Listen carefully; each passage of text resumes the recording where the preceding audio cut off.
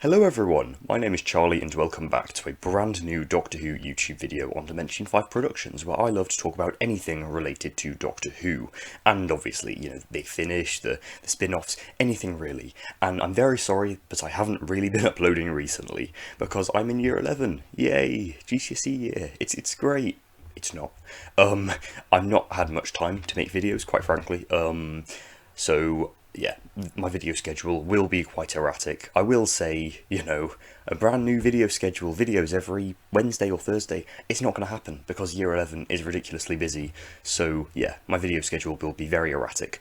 For example, today I'm bringing you another part of the Weekly Classic, which is a series I started 3 Thursdays ago and said I would do every Thursday. Yeah, I know. And that video was based around the Web of Fear, a recent, shockingly poor animation. And today, well, a few weeks ago, I spun the wheel to see, what story I would review, and it turned out it was Evil of the Daleks, which is quite coincidental considering it is also an animation. So yeah, today I'm going to be talking about Evil of the Daleks, a very recently animated missing episode. So this was the final story of season 4 of classic Doctor Who. It had the second Doctor and it had Jamie, and obviously introduced the iconic companion Victoria.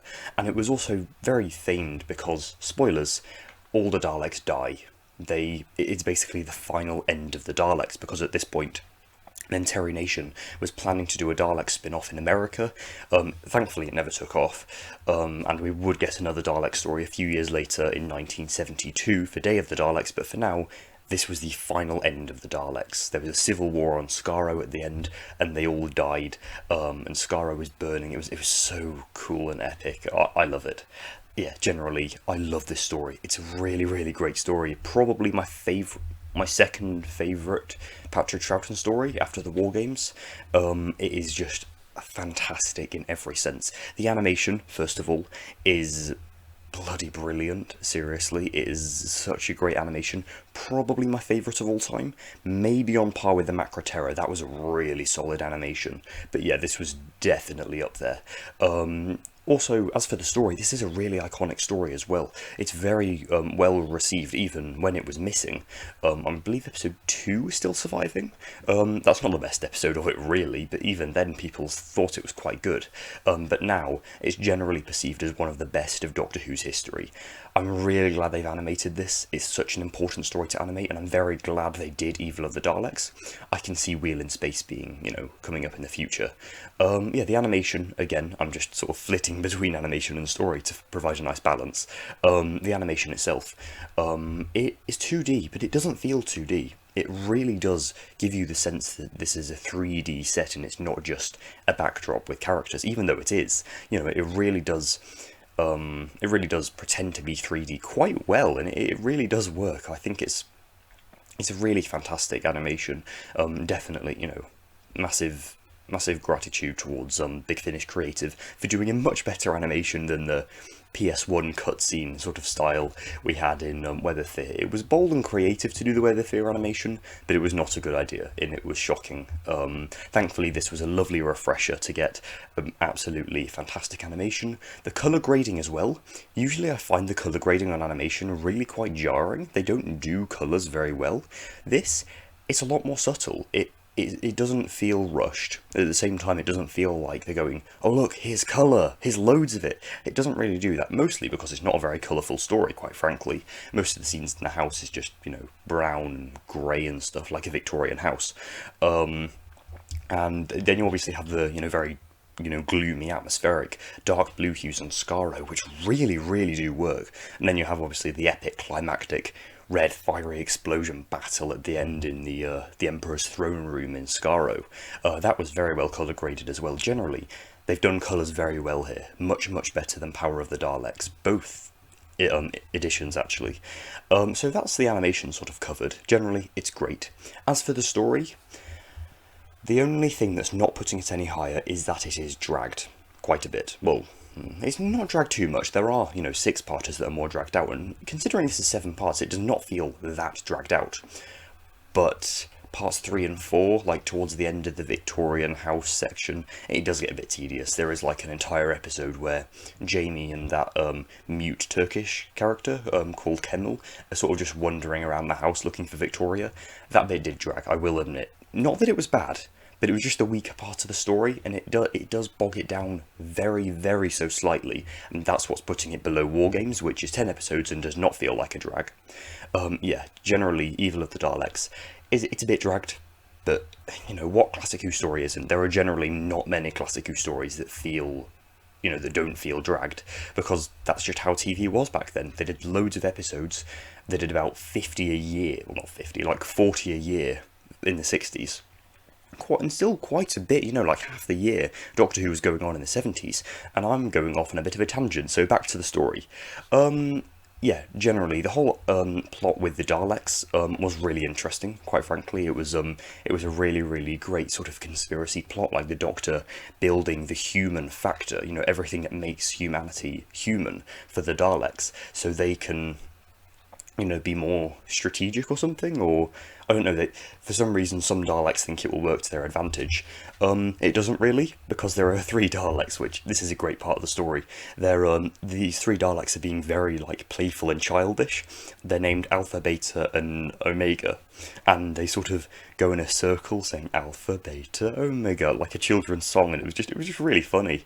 We also had Dizzy Daleks, Dizzy Daleks. It was really, really strange and unorthodox for Daleks to be acting like children, but it was absolutely hilarious, and I bet the guys in the Daleks had an absolute blast recording that back in the 60s. Yeah, it's pretty great. The whole concept of the civil war on Skaro between the human factor Daleks and the Daleks is really, really quite interesting, and that twist in episode 7 where the Doctor actually hacked into the door and changed the Dalek factor to the human factor was a really, really cool moment. I loved that. Even the scenes in like the first episode where they're like looking for the TARDIS, it really does get a sense of like a sort of spy sort of thriller story before moving on to basically a historical in the Victorian house. You know, that first couple of episodes in the Victorian house, they don't feel dragged out. They're really good. There are some characters that really don't need to be there. Like there's this one character, I can't remember his name. He doesn't really do anything, he's just there. You know, that there are some that really do not serve a purpose at all. And that sort of transitions nicely into my discussion of the characters. The Doctor, Second Doctor, he's brilliant as ever, seriously. I love that his recorder returns after quite a few stories, I think. It doesn't appear much in Series 4. Series 5 is where it really does appear. Sorry, Season 5. Yeah, the Doctor's great in it as always. Patrick Troughton's Second Doctor is my second favourite Doctor, quite fitting. Only second to John Pertwee. He's amazing. But yeah, the Second Doctor in this is absolutely fantastic. He has amazing chemistry with Jamie, as usual. You know, he always does. You know, Second Doctor and Jamie is just an inseparable duo, literally. It's fantastic. Victoria's introduction is quite nice as well. It's quite, it's not too obvious that she'll become a companion, but obviously she does, and then it leads straight into Tomb of the Cybermen. Yeah. Victoria's a great character. She doesn't actually look too much like the actual character in this animation. That's my only slight gripe with the animation.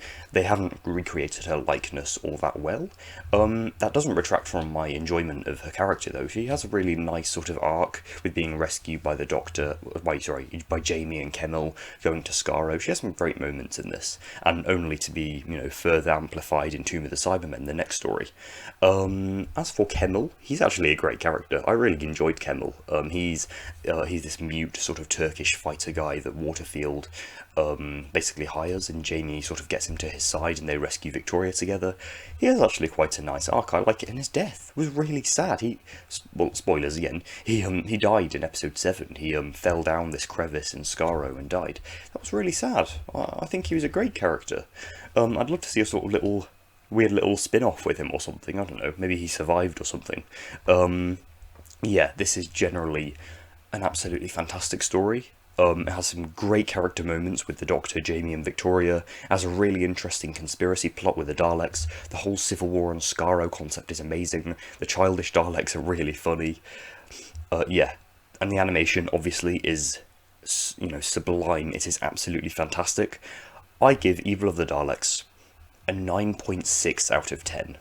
aka a 96%. My previous review I gave Web of Fear an 8.9 or an 89%. This is even better. It is absolutely fantastic. And that's about it for the review. I really hope you enjoyed this review, guys, and the story. Please let me know what you thought of it in the comments. I'm aware I was a bit late with the review, considering most reviews probably happened a few days after the story was released. But as I said, GCSEs are absolutely mental. I've got mocks in a few weeks. So yeah, it's a bit crazy. I should also point out that, if you're still here, that I have uploaded my very first full cast audio drama to my second channel, Dimension 5 Audio. I'll leave a link to that in the description, as well as the first episode of the first story. The series is called Homo Ultras and features the Third Doctor. The series is called The Third Doctor Exile and features the Third Doctor at his time in exile.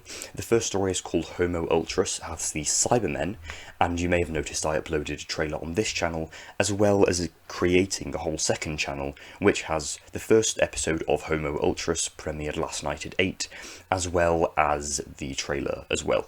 So please do go and check that out, subscribe to the channel, listen to Homo Ultras episode 1, I promise you will like it. There are quite a few voice actors in it.